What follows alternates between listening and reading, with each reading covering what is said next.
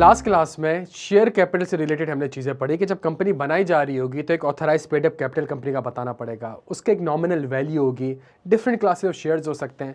लेकिन सर क्या इनको ऑल्टर किया जा सकता है? सर अगर आप देखें तो हालात किस तरीके से चेंज हो रहे हैं, पब्लिक से मजीद पैसा मांगना है, लेकिन सर वो एक गुंजाइश लग गई थी कि जो ऑथराइज कैपिटल 500 मिलियन है, तो क्या पूरी कंपनी जो कि परपेचुअल सक्सेशन है, क्या सिर्फ 500 मिलियन ही मांग सकती है? The answer is no. अगर आप चाहें तो उसको ऑल्टर कर सकते हैं प्यारे बच्चों।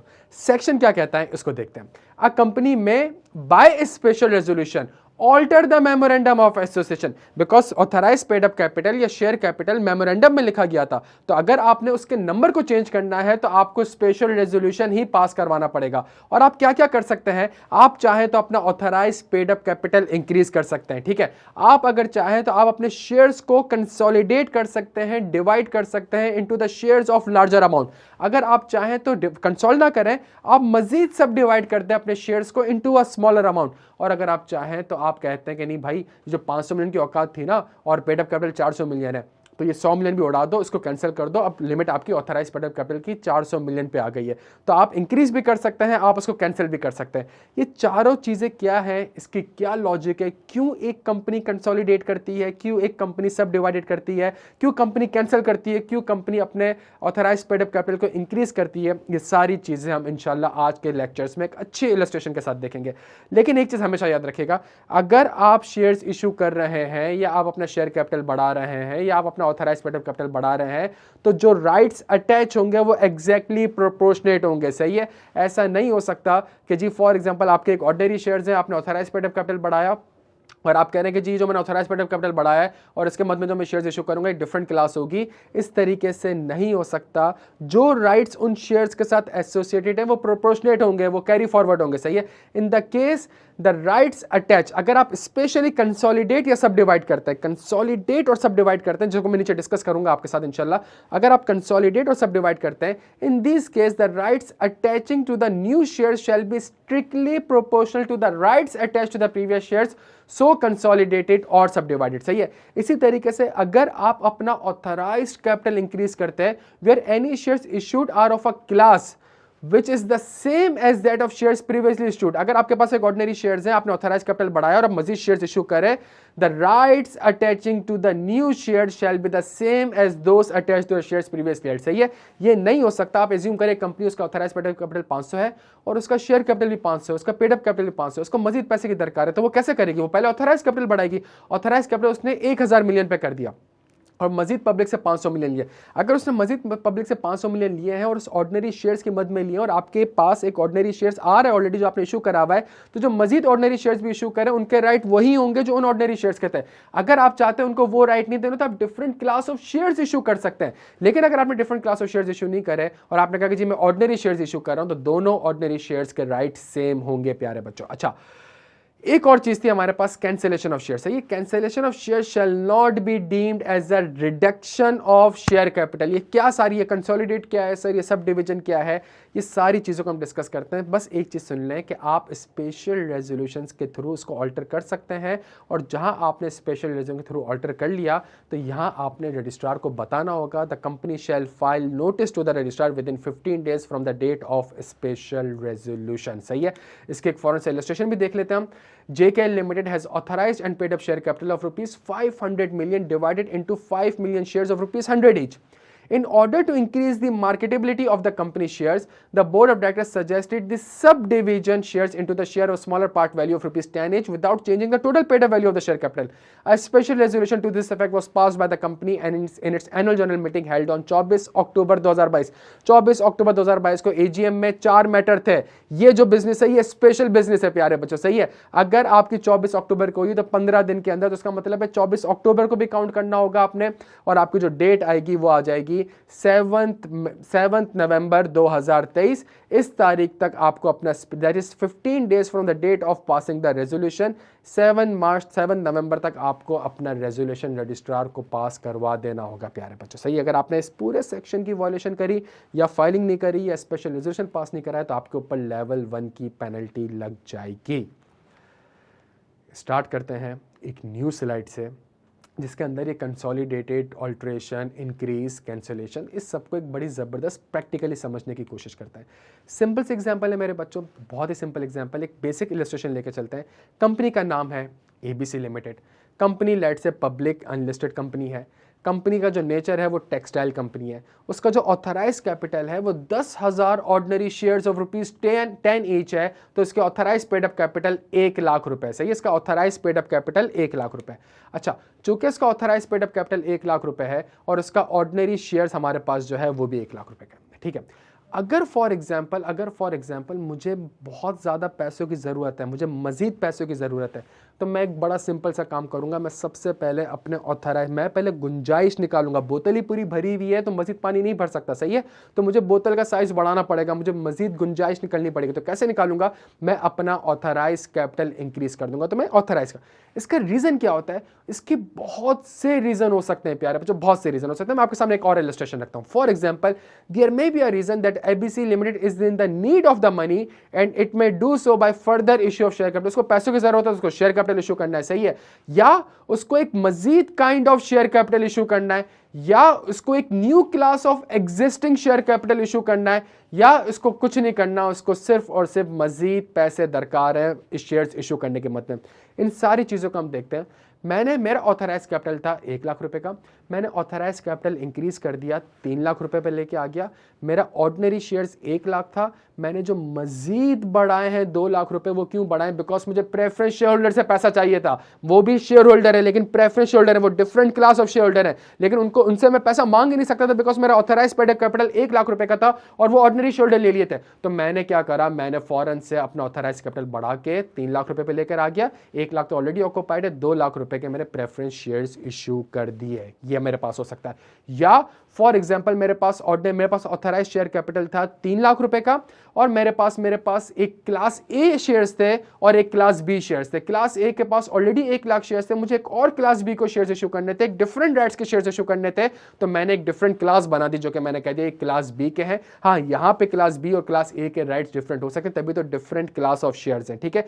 या कुछ नहीं करना, मुझे 1 लाख रुपए का ऑथराइज पेड अप कैपिटल था, 1 लाख रुपए मेरे पास आ गया था, मैंने एग्जिस्टिंग होल्डर से मजीद पैसा मांगना था, मैंने एग्जिस्टिंग शेयर होल्डर से मजीद पैसा मांगना था। मैं ऑथराइज कैपिटल को 3 लाख रुपए पे लेकर आया और एग्जिस्टिंग शेयर होल्डर को बोला कि जी मजीद 2 लाख रुपए दे दो अगर मेरी कंपनी में आपने मजीद इन्वेस्टमेंट करनी है। तो मेरा ऑथराइज पेड अप कैपिटल भी 3 लाख हो गया और उसके मतलब मैंने मजीद 2 लाख रुपए के शेयर्स इशू कर दिए प्यारे बच्चों। तो ये सिनेरी होती है ऑथराइज पेड अप कैपिटल की, कि जब कंपनी को पब्लिक से पैसा चाहिए होता है तो वो इस मत में चाहिए होता है, एक स्पेसिफिक क्लास ऑफ शेयर्स के लिए चाहिए, प्रेफरेंस शेयर्स के लिए चाहिए, एग्जिस्टिंग शेयर होल्डर के लिए चाहिए। तो इस तरीके से मैं मजीद पैसा मांग सकता हूँ। एक चीज हमने पढ़ी थी, consolidation of face value. Consolidation of face value, sir इसका मतलब क्या है? इसको बहुत ही लॉजिकली मैं आपको समझाने की कोशिश करूंगा, लेकिन पहले मैं आपसे कुछ कंटेंट रीड करता हूं। देखें, इसकी रीजन क्या है कि लॉ ने ये चीज रखी हुई है और कंपनीज प्रैक्टिकली ऐसा करती है और इसका इंपैक्ट होता है फाइनेंशियल स्टेटमेंट में। There may be the reason that the company wants to show a better result to its share holder and considering this point of view it may consolidate the face value of its shares. As a result of this, number of shares will be reduced as now one share will have the more par value than the previous shares. As soon as the number of shares will get decreased, EPS will get improved as the denominator have decreased. Simple सी equation है, बहुत सी company ऐसा करती आ रही है, बहुत सी company ऐसा कर रही है। ये कैसे कर रही है? सेम एग्जांपल जो मैंने आपको ABC कंपनी की दी थी, उसका ऑथराइज शेयर कैपिटल 1 लाख रुपए का था, उसके पास 10,000 शेयर्स थे 10 रुपए वाले, सही, जो मैंने आपको इलस्ट्रेशन ऊपर दिखाई थी, 10,000 शेयर से 10 वाले। सर आज मार्केट में वो जो शेयर्स ट्रेड हो रहा है वो 2 रुपए का हो रहा है, वो 2.5 रुपए का हो रहा है, वो 3 रुपए का हो रहा है, वो 4 रुपए का हो रहा है, वो 5 रुपए का हो रहा है। तो इतने सारे मार्केट में लोग बैठे हुए शेयर्स लेके और हर शेयर की वैल्यू 1 रुपया, 1.5 रुपया, 2 रुपया, 2.5 रुपया।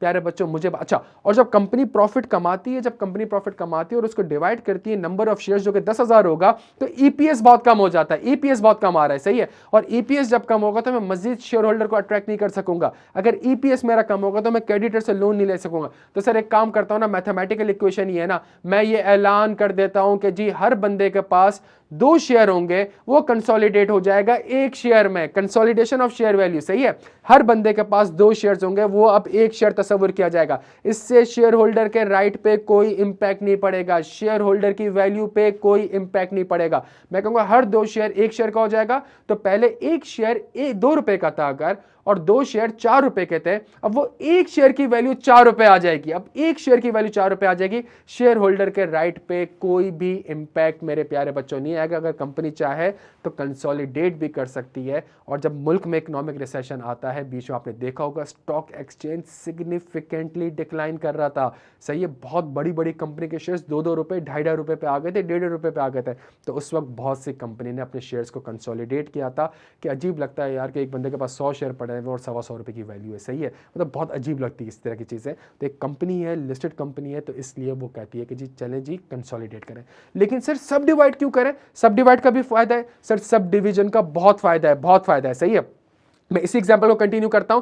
तो अब कंपनी के ऑर्डिनरी शेयर्स कितने हो गए? अब कंपनी के ऑर्डिनरी शेयर्स 5000 के हो गए और हर शेयर की नॉमिनल वैल्यू 20 हो गई। मुझे 1 लाख का नंबर बिठाना था, मैं 10,000 इंटू 10 था पहले, मैंने कहा 10,000 को कंसोलिडेट कर दो और 10,000 को कंसोलिडेट करके 5,000 पे लेके आ जाओ, उसको डिवाइड कर दो और उसको 5,000 पे लेके आ जाओ और 5,000 रुपए हर शेयर जो है उसकी अब नॉमिनल वैल्यू 20 रुपए की होगी। अच्छा sir, sub division of face value, sir ये क्या होता है? एक तो था कंसोलिडेशन ऑफ फेस वैल्यू, एक sub division of face value. Sir ये क्या होता है? देखिए इसका भी इंपैक्ट होता है फाइनेंशियल स्टेटमेंट में। कैसे होता है मैं आपको एक्सप्लेन करता हूं। पहले मैं आपके साथ जो कंटेंट है वो समझाता हूं।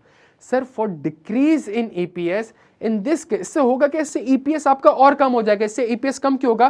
बिकॉज इससे नंबर ऑफ शेयर्स आपके बढ़ जाएंगे। इससे नंबर, सर कोई ऐसी भी कंपनी है जो कि अपने नंबर ऑफ शेयर्स बढ़ाना चाहती है, मतलब उसका एक शेयर इतने ज्यादा पैसों पे ट्रेड कर रहा है, वो चाहती है कि नहीं यार इतने ज्यादा पैसों पे ट्रेड ना करे, मैं इस एक शेयर को तोड़ दूं 10 शेयर्स में, सही है, सब डिवीजन। ये जिसके पास, अब मैं ये ऐलान नहीं कर रही हूं कि जिसके पास 2 शेयर है वो 1 शेयर होंगे, अब मैं ये कह रहा हूं जिसके पास 1 शेयर है वो 2 शेयर तस्वीर किए जाएंगे। सर तो इससे फायदा क्या होगा प्यारे बच्चों? इससे मेरा ईपीएस कम हो जाएगा, इससे मेरा ईपीएस कम हो जाएगा।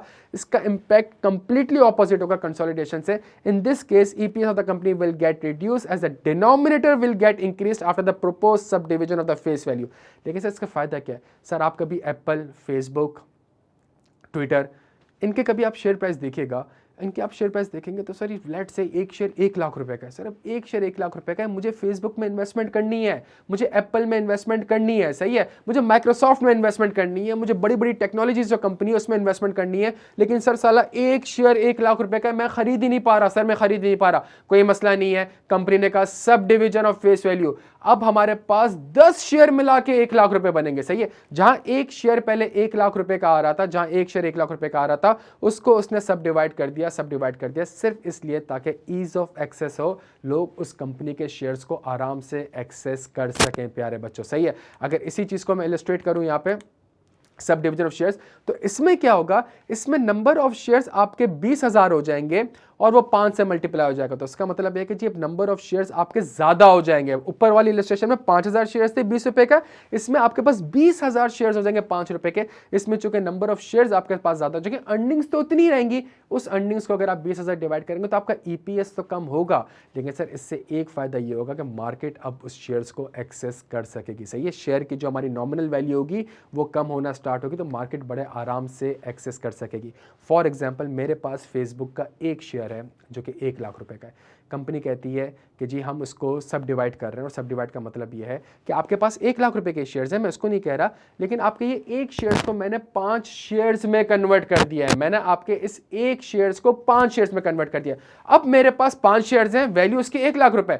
अब मैं चाहे अगर एक शेयर को बेचना चाहूं तो मैं 20,000 रुपए का बेच दूंगा। जहां मैं 20,000 रुपए को बेचूंगा तो वो बंदा जो कि 1 लाख रुपए इन्वेस्ट नहीं करना चाहता, उसके पास थे नहीं, अब वो 20,000 रुपए का फेसबुक का एक शेयर ले सकता है, लोग आराम से इसको बेच सकते हैं, सही है। इसी तरीके से हमारे पास एक और चीज थी, cancellation of shares, not subscribe, सही है।